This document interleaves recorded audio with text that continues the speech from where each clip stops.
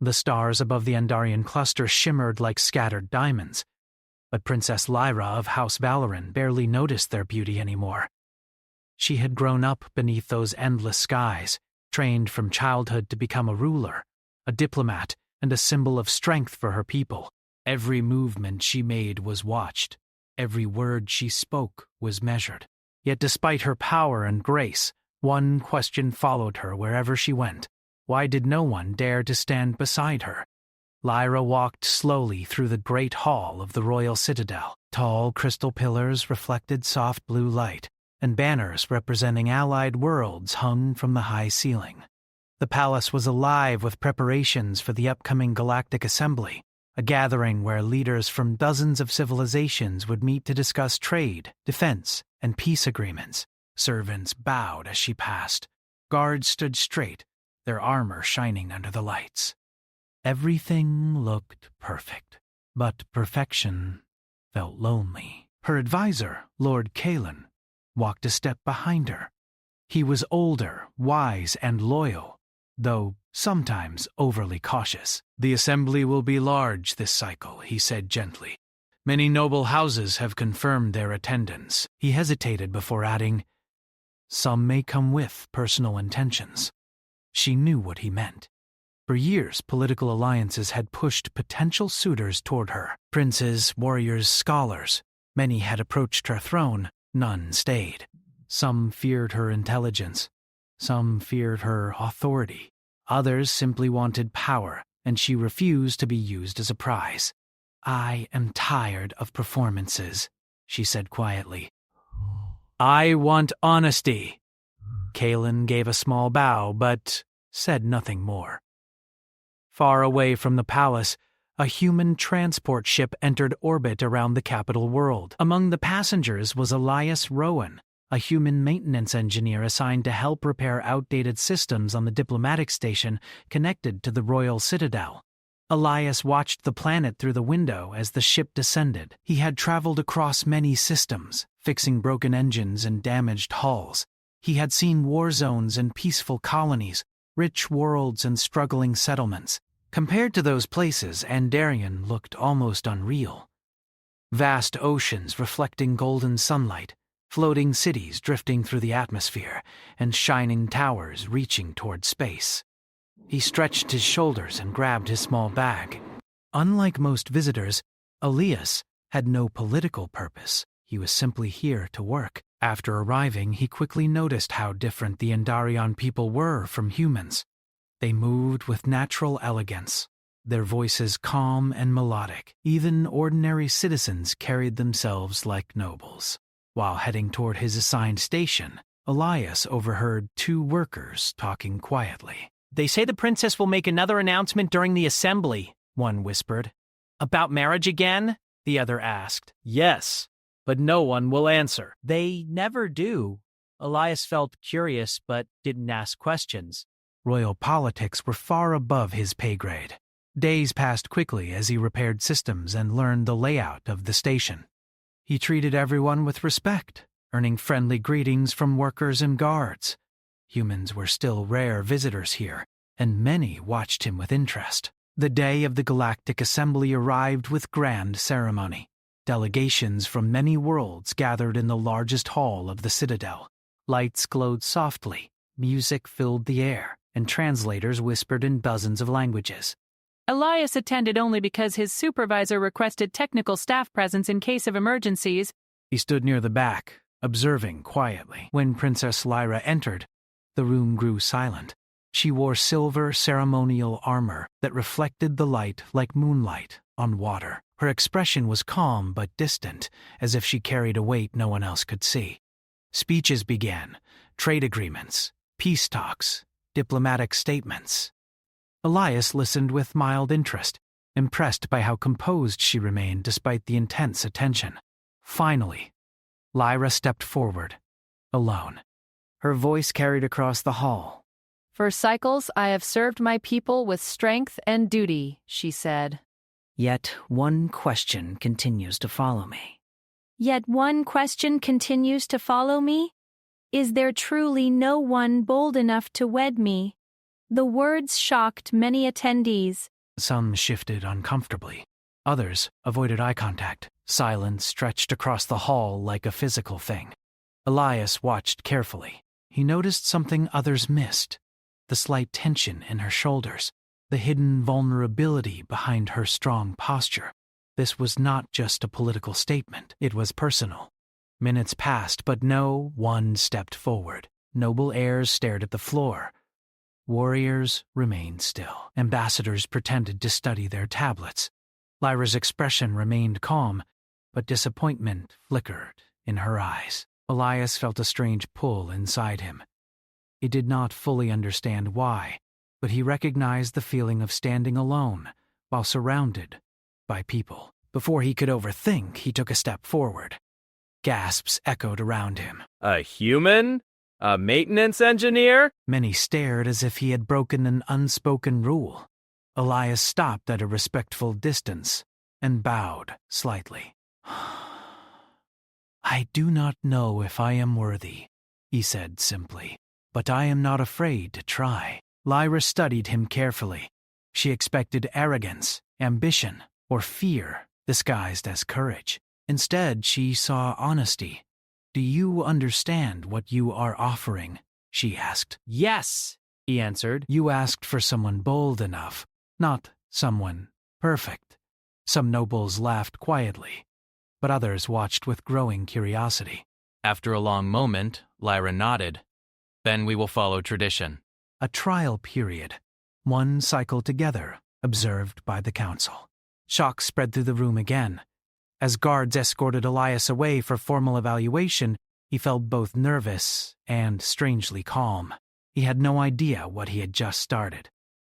Later that evening, alone in her private chamber, Lyra stood by the window overlooking the city lights. She replayed the moment in her mind. Why had she accepted? Perhaps because he showed no fear. Perhaps because he showed no ambition either. Or perhaps because, for the first time, someone had answered her question without hesitation. Far below, Elias sat in a guest room assigned to him temporarily. Advisors questioned him for hours about his intentions, his background, and his loyalty. His answers remained simple and honest. "I stepped forward because she asked," he said. "Do you seek power?"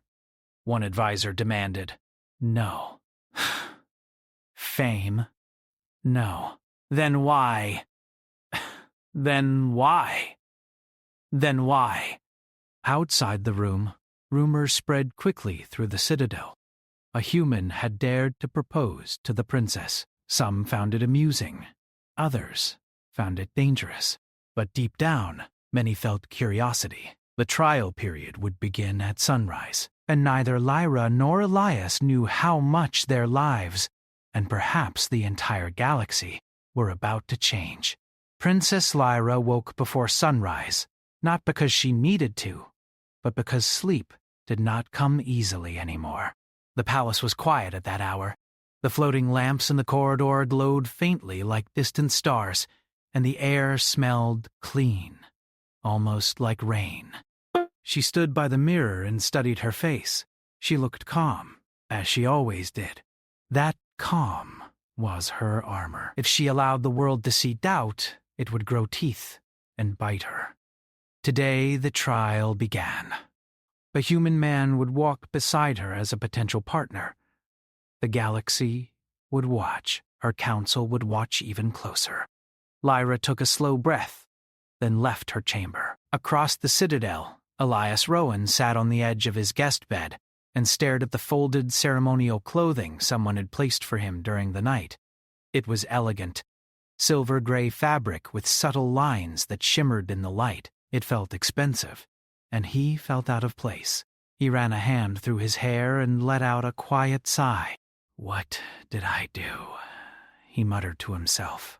He was not scared of hard work. He was not scared of danger, but he was very aware that he was stepping into a world where one wrong word could cause a storm. A soft chime sounded at the door. A palace attendant entered carefully, followed by a guard. "The princess will meet you in the Hall of Accord," the attendant said. "Please follow." Elias stood, adjusted the unfamiliar clothing, and nodded. All right. The walk through the palace felt like walking through a museum built for giants. Pillars rose like trees, and wide windows showed the city far below. Guards watched him, some curious, some suspicious. Servants whispered behind careful smiles. Elias kept his posture steady. He reminded himself of the many stations he had worked on. People were people, even when they wore crowns. When they reached the Hall of Accord, Lyra was already there. She stood near a long table carved from pale crystal. A few council members sat nearby, observing. Lord Kylan was there too, his hands folded calmly, his face unreadable. Lyra turned as Elias entered. For a moment, neither spoke. He bowed slightly. "Princess." She nodded. "Elias Rowan." Hearing his full name spoken in her voice felt strange. It made everything feel more real. Kalen spoke first. "The trial is not a game." "You will follow protocol. You will attend certain meetings, share public duties, and live within the palace grounds. Your actions will be monitored." Elias nodded. "Understood." Lyra's eyes stayed on him. "If you feel overwhelmed, you may withdraw at any time." "I won't run just because it's difficult." The room grew quiet again. Lyra gestured toward a side corridor. "Come. There is something you should see." They walked together through the corridor. Council guards followed at a respectful distance. Elias noticed the way people reacted to Lyra. They stepped aside instantly. They lowered their heads. Even those who did not fear her respected her power. Then he noticed something else. No one walked beside her. Everyone walked behind. It made his chest feel tight, and he did not fully understand why. Lyra led him to a balcony that overlooked the city and the royal air docks. The sky was turning soft gold. Ships drifted like slow birds between towers. "Beautiful," Elias said quietly. Lyra did not smile. "It is. Beauty does not remove fear." Elias glanced at her. You mean the fear people have of you? "They look at my title. They see power. They, Imagine chains." Elias leaned on the railing carefully.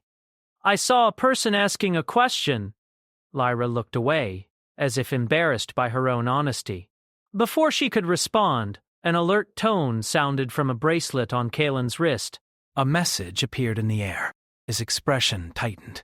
"Princess," he said, "an emergency call from the outer trade route.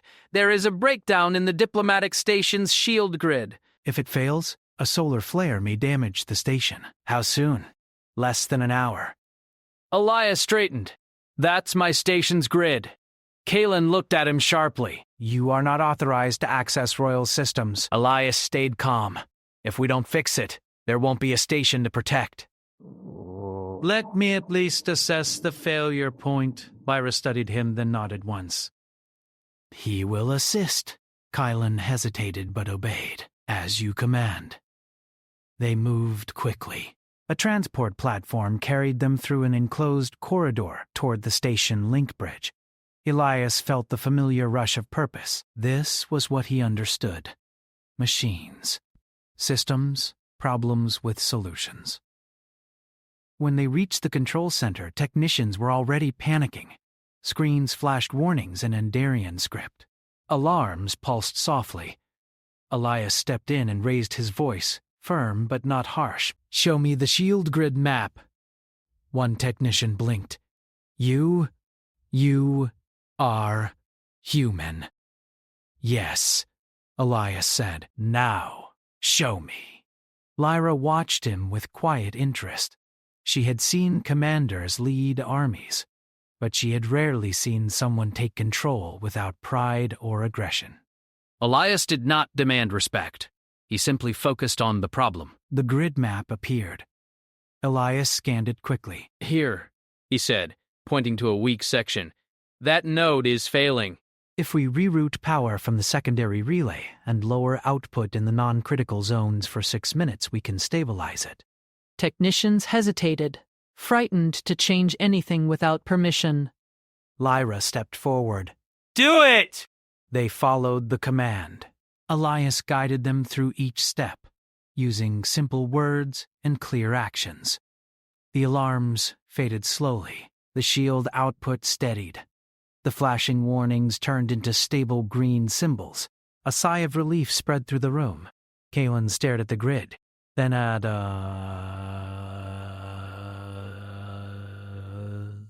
He looked like someone forced to admit a truth he did not like. Lyra turned toward Elias. You acted quickly. Elias shrugged. I've seen worse. Space doesn't wait for meetings.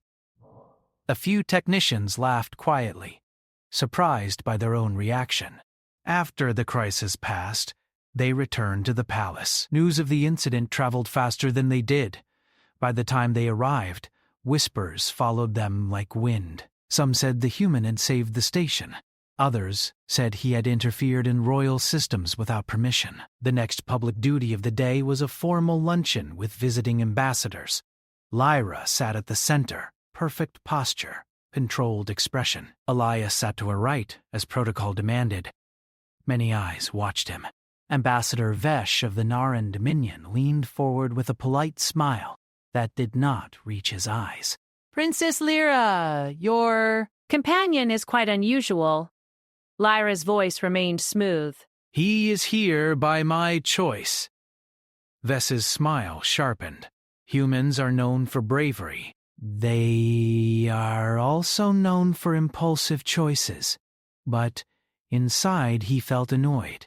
He had heard that tone before in many worlds. The tone that said, "You are lesser." Lyra responded before Elias could speak. Today, his impulsive choice protected a diplomatic station. Vesh lifted his hands in fake surrender. Of course, I mean no insult. I simply wonder if such a match is wise. Lyra's gaze turned cold. Wisdom is not always found in tradition. The room fell silent. Elias felt heat in his chest, not pride in himself, but something else. She defended him. Openly, without fear. After lunch, Lyra led Elias away from the crowd, into a quiet garden inside the palace. The garden was enclosed by tall glass walls, filled with strange glowing plants and flowing water channels. For the first time that day, Lyra allowed her shoulders to relax slightly. You handled yourself well, she said. Elias gave a small smile. You did too. That ambassador wanted to poke you until you reacted. Her lips twitched, almost a smile. I have dealt with worse.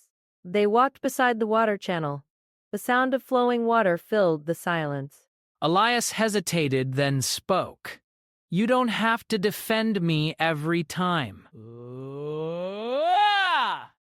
Lyra glanced at him. Perhaps not, but I chose this trial. If I allow others to insult you, I insult my own decision.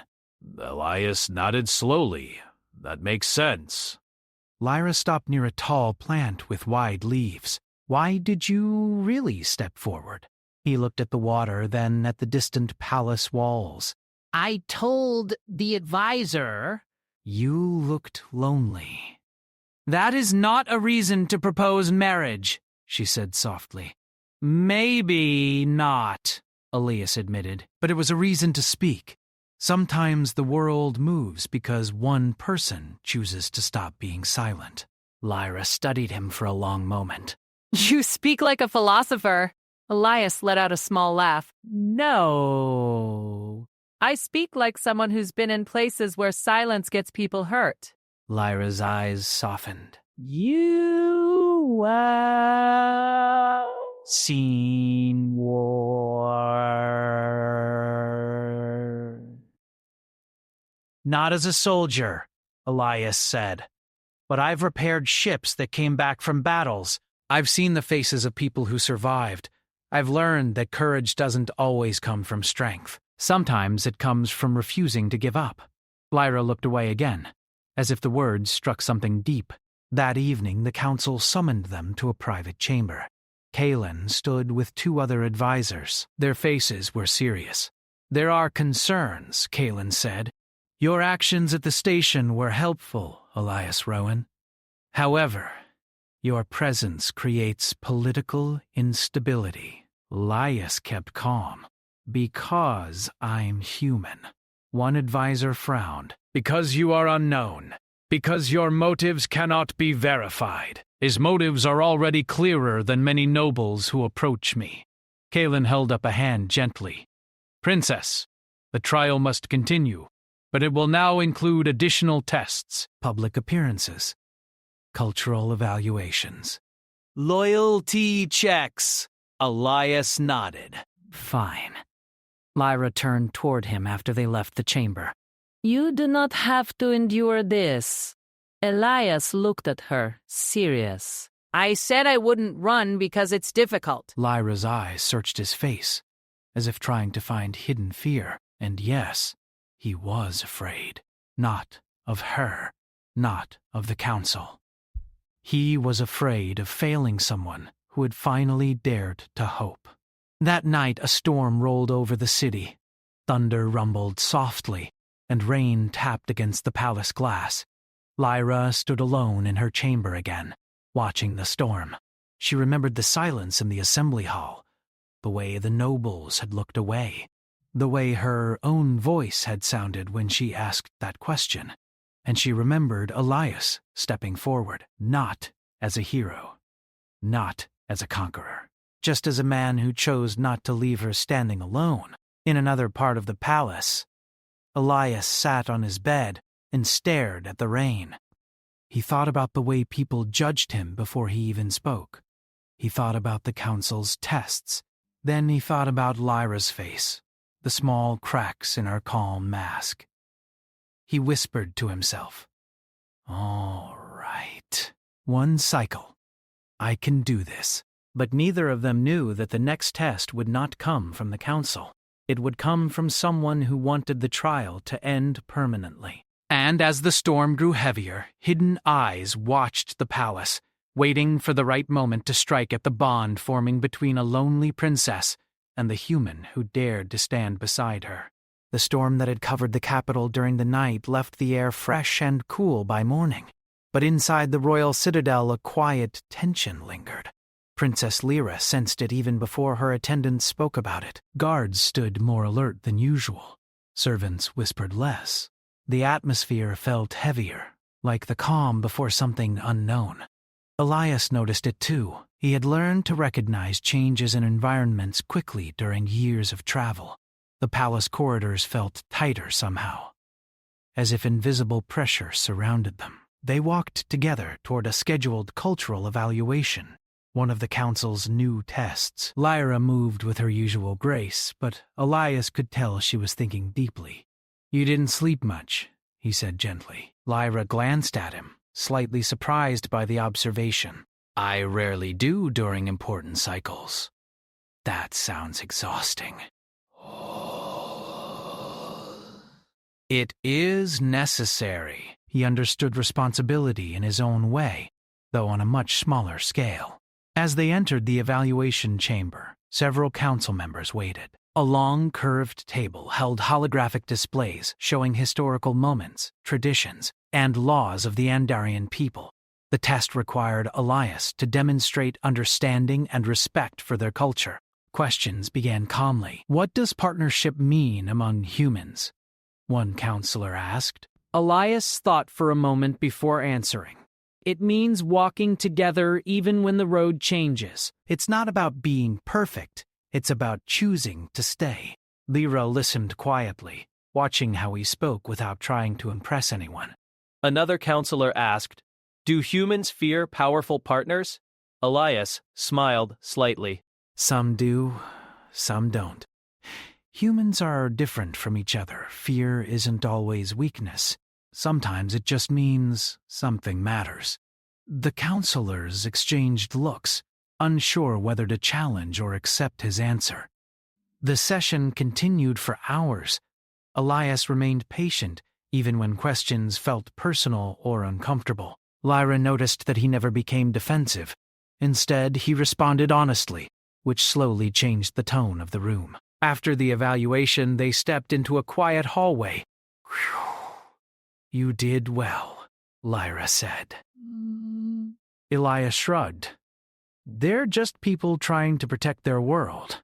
You show them more kindness than they show you.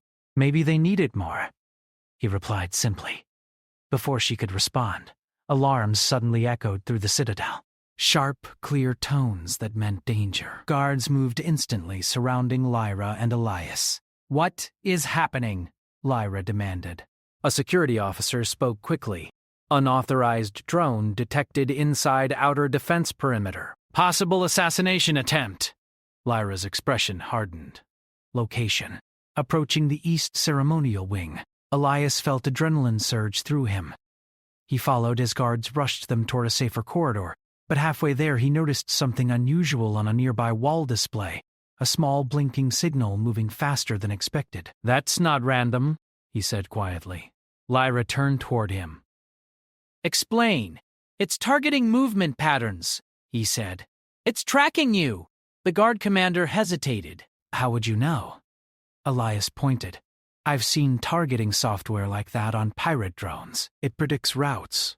Lyra's eyes sharpened. Change direction. Now. They turned into a side corridor moments before an explosion shook the main hallway behind them. Dust and fragments fell from the ceiling.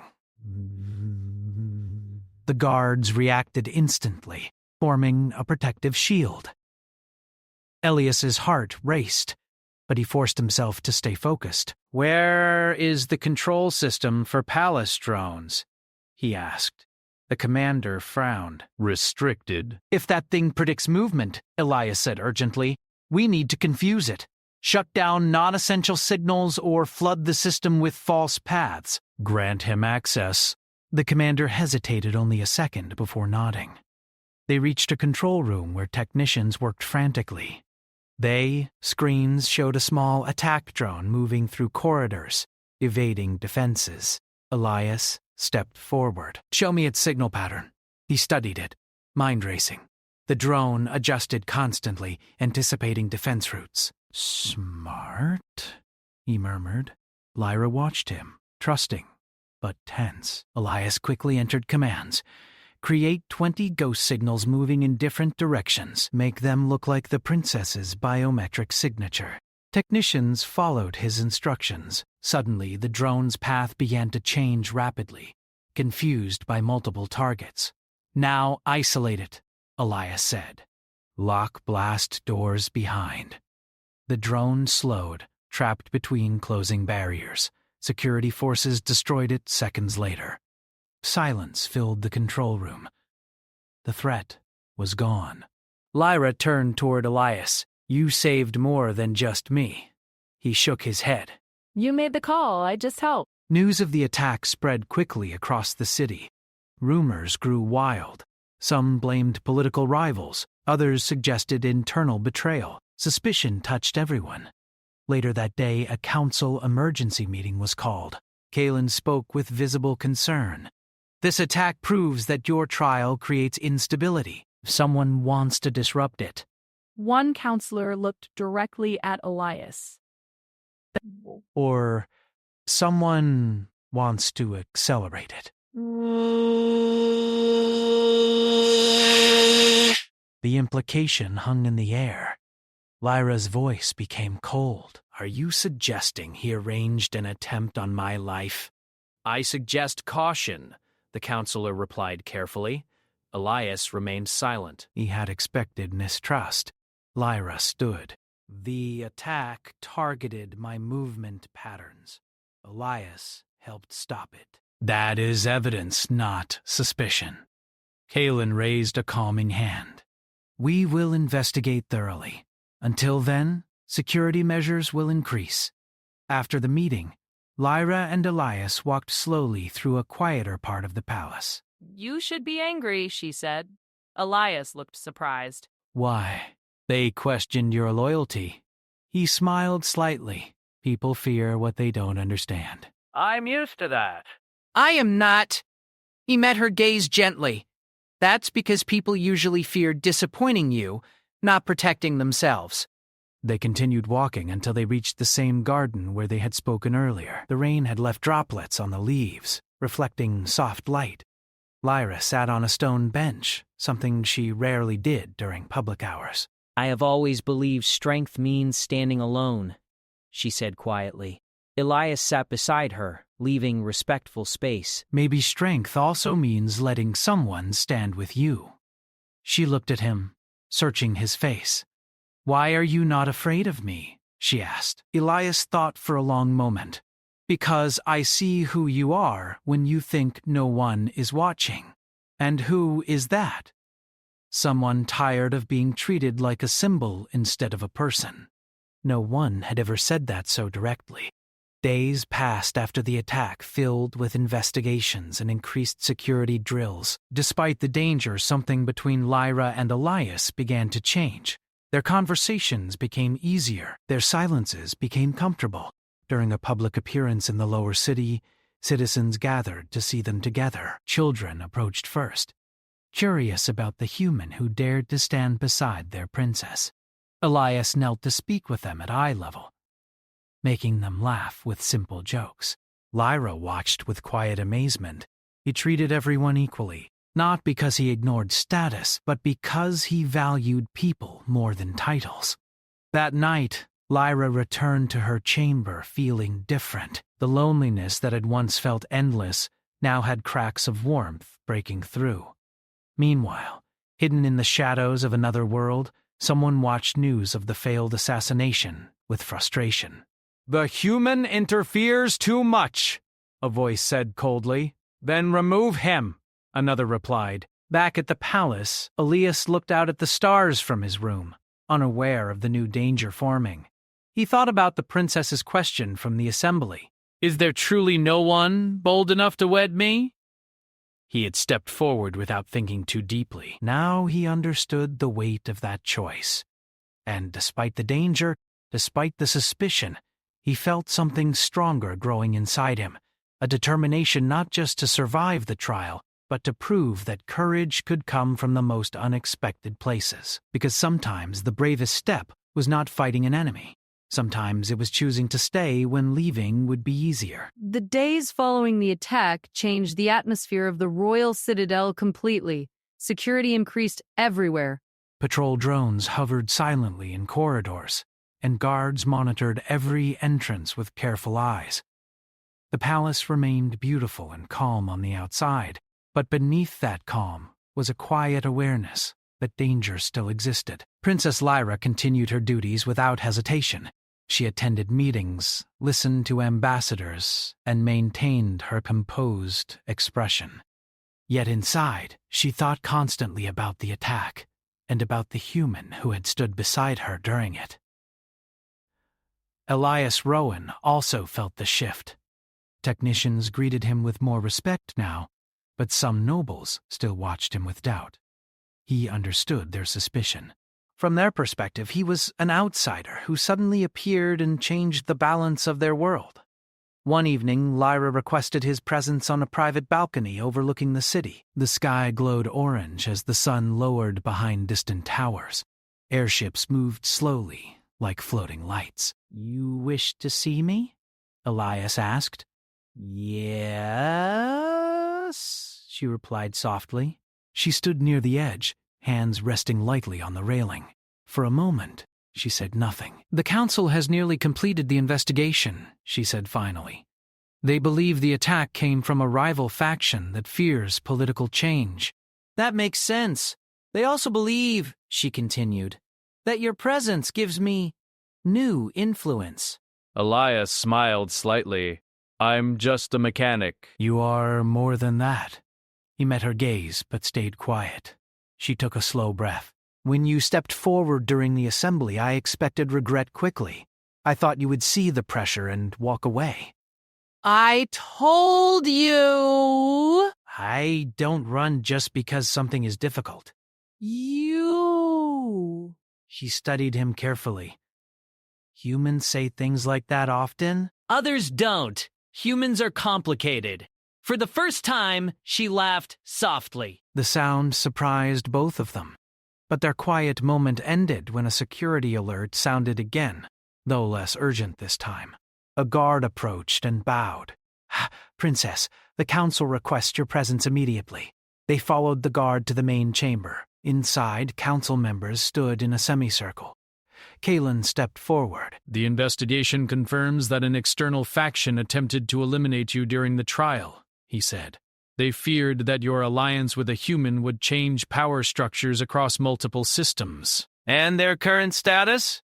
Captured, Kalen replied. Their agents confessed under legal questioning.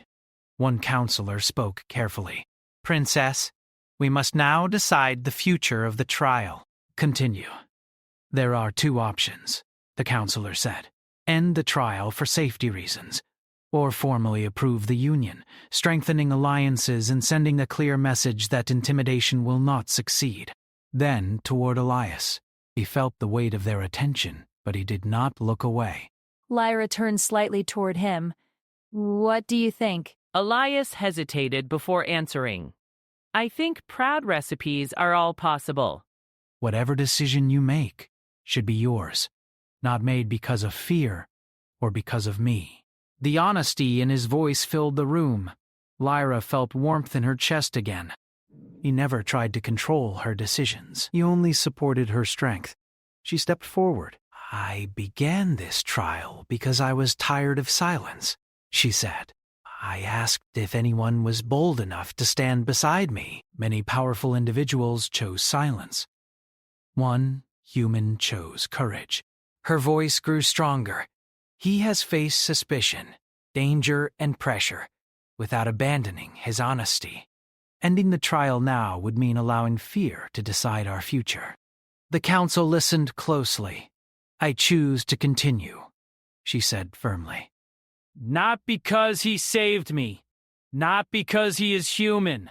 But because he has shown respect, loyalty, and courage. The chamber remained silent for several seconds. Then Kalen nodded slowly.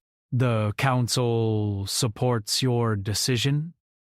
Relief spread through the room, though some faces remained uncertain. After the meeting, Lyra and Elias walked through a quiet corridor. You did not hesitate, Elias said. She glanced at him. You did not hesitate when you stepped forward during the assembly. Fair point.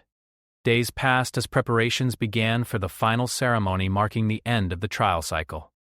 News spread across the galaxy. Many worlds watched closely, curious about the union between a powerful alien princess and a human engineer. Others doubted it. On the morning of the ceremony, Elias stood alone in a preparation chamber, adjusting formal clothing far more elegant than anything he had ever worn. He felt nervous for the first time since arriving, not because of politics, because this decision would change his entire life. A soft knock sounded. Lyra entered quietly. For a moment, they simply looked at each other. You look uncomfortable, she said gently. I feel like I'm wearing someone else's life, he admitted. She stepped closer. Does that frighten you? He thought, carefully. A little, but not enough to step back. You have changed this palace, she said. People laugh more, they speak more freely. Even the guards seem less tense. That's not me, Elias said. That's you allowing it. Perhaps both. They walked together toward the ceremony hall. Citizens filled the balconies. Representatives from many worlds watched from above.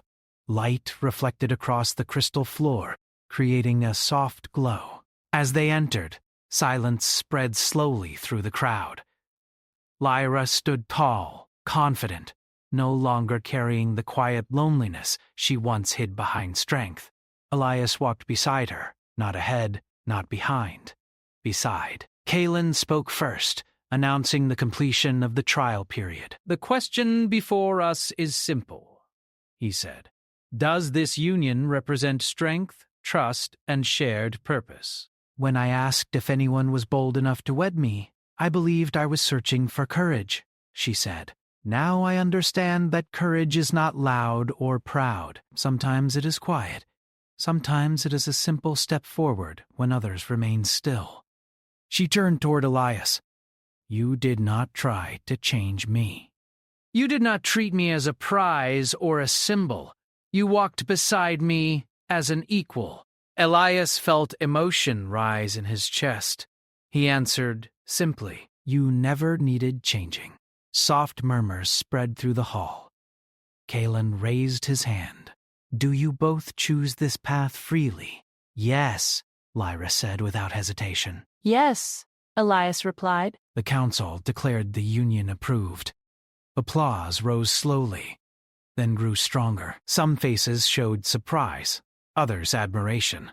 After the ceremony, they stood together on the same balcony where Lyra once felt alone. The sky above them shimmered with stars. Lyra turned toward him. Were you ever afraid? Elias smiled gently. Of course, humans feel fear all the time, because sometimes someone has to take the first step, he said quietly. And because you shouldn't have had to ask that question alone. Lyra felt warmth spread through her chest. For the first time in many cycles, she felt truly seen. Not as a ruler, not as a symbol, but as a person.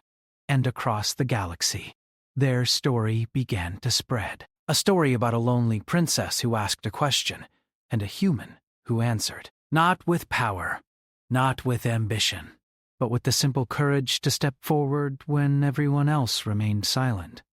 And sometimes, that was enough to change everything.